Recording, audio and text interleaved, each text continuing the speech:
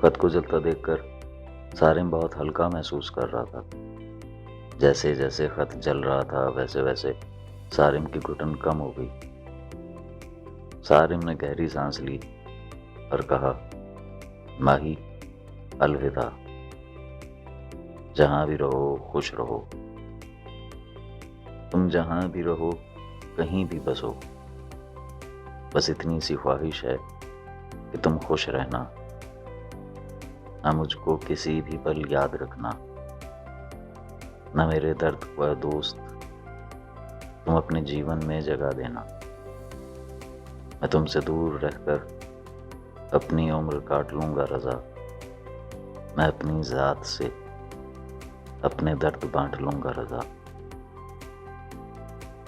अब सारिम ऐसा था जैसे हब्स के मौसम के बाद ठंडी हवा चलती है।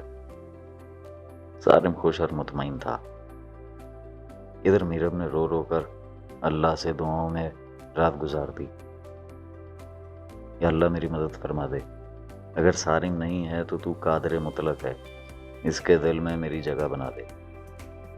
उसकी जिंदगी में थोड़ी सी जगह दे दे। बस थोड़ी सी जगह, मैं खुशी खुशी जिंदगी गुजार लूंगी।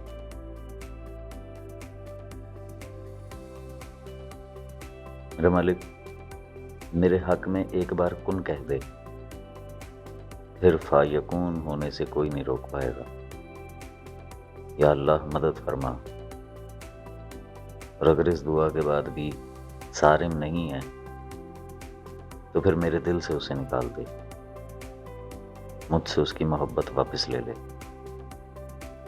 और अगर ना उसके दिल में मेरी मोहब्बत आनी है और ना ही मेरे दिल से उसकी मोहब्बत ने निकलना है तो खुदाया मेरी जिंदगी को ख़त्म कर दे। मैं ये दर्द नहीं सह सकती। वो रोते रोते दुआएं करती न जाने कब सो गई। जब सुबह उठी तो देखा मोबाइल पर सारिम की मिस्ड कॉल थी और एक गुड मॉर्निंग का मैसेज था।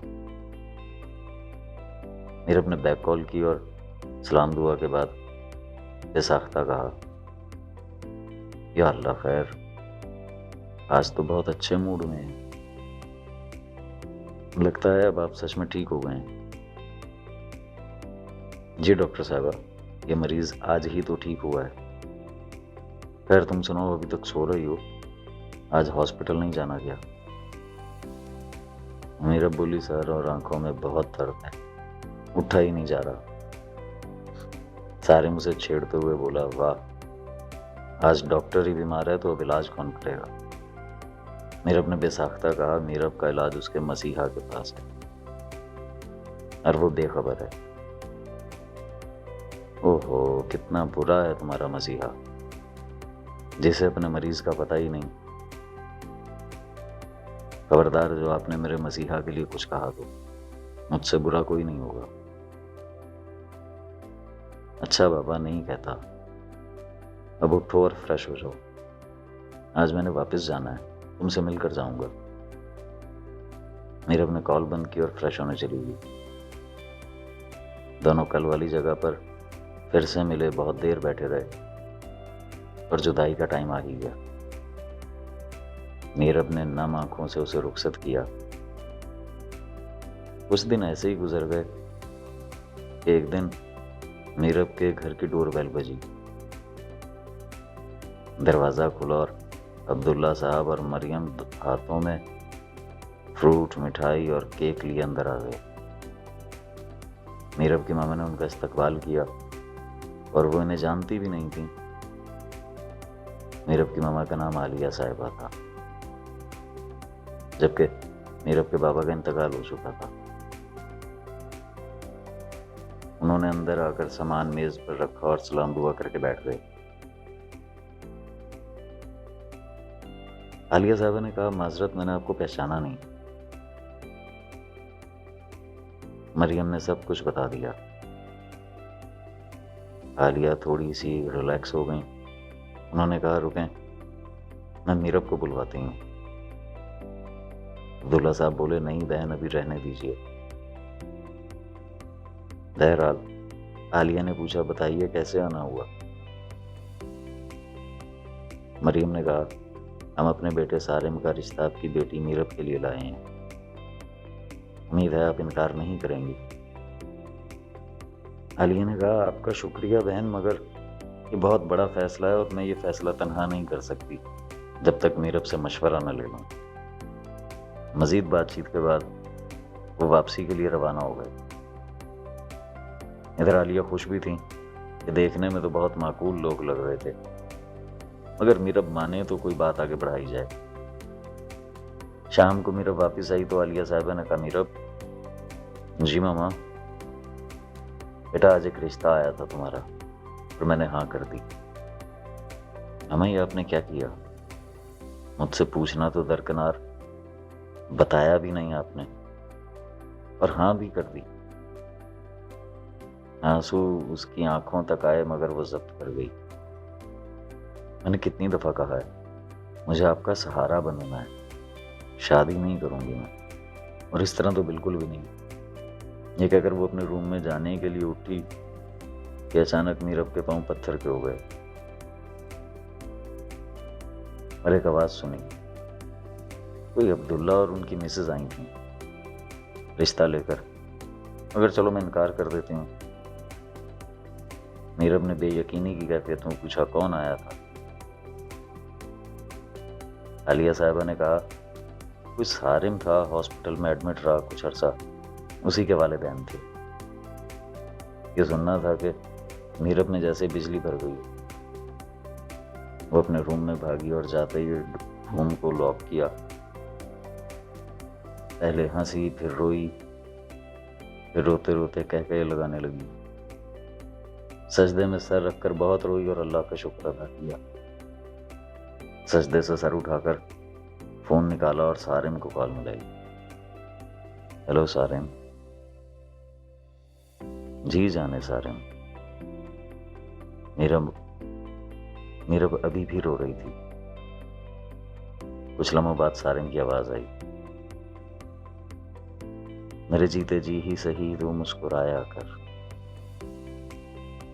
मेरे जीते जी ही सही तू मुस्कुराया कर, दुनिया के लिए ना अपने जी को जलाया कर,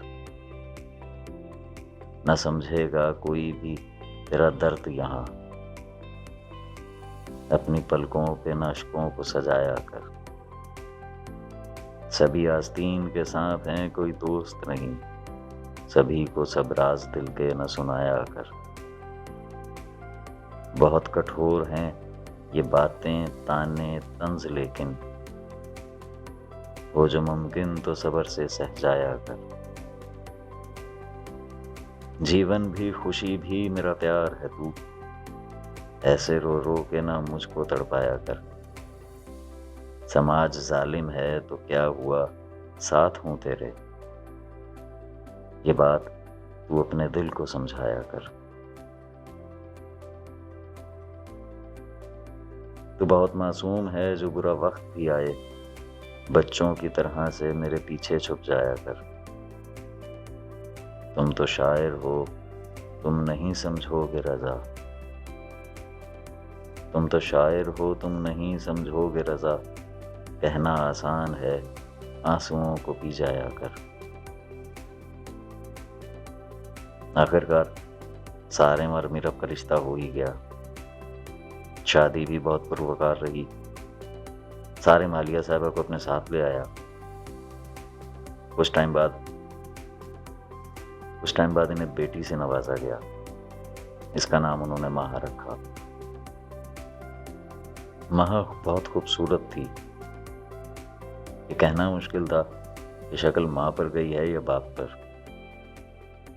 सबकी आंखों का तारा थी। आज वो पूरे 4 साल की हो गई थी और आज स्कूल में उसका पहला दिन था।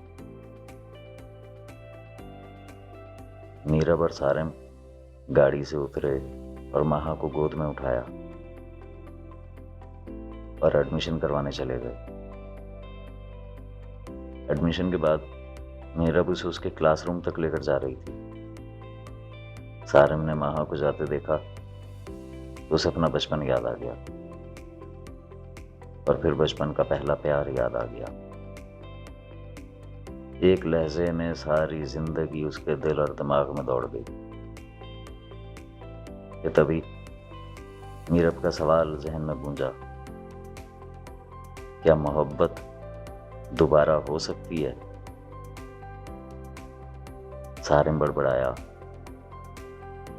नहीं, मोहब्बत एक ही बार होती है और अपने अहल तक जाती है, मगर कभी कभी शायद मोहब्बत पहली दफा में अपने अहल तक नहीं पहुंच पाती और बेकरार रहती है, लेकिन जब अहल मिलता है तो उसे करार मिल जाता है और मोहब्बत पुरसकून हो जाती है। ये कहकर वो मुस्कुराते हुए गाड़ी में बैठा और मीरब के आने का इंतजार करने लगा।